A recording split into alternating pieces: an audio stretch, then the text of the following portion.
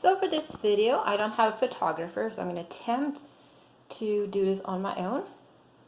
So this lab is to demonstrate diffusion. And what is diffusion? Diffusion is the movement of particles from a higher concentration to a lower concentration. So one way you can do this at home is if you have a sugar cube. I do not have a sugar cube, but I do have some maple syrup. So if I pour some maple syrup into a glass, you can see that it has now dropped to the bottom of the glass. So most of the maple syrup is now at the very bottom, but if I wait, what's going to happen is that because now there's a higher concentration at the bottom, we're going to have movement of molecules, and eventually it's going to be distributed all throughout the water. And I'll come back to that. Now I'm going to do a lab that I'm going to demonstrate. And unfortunately, you cannot really do at home because it involves chemicals. So what I have here is what's called a petri dish.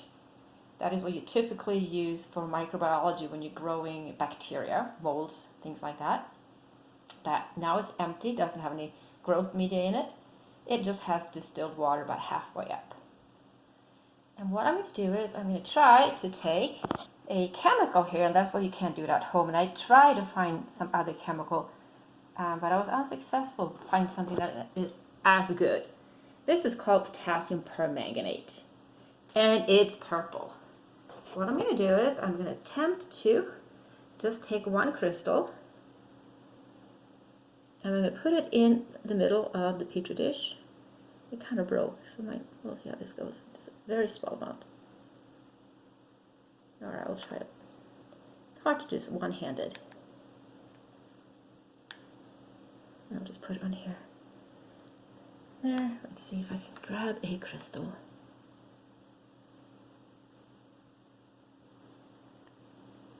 Oh, there, it's already got here. So look here, I got one in.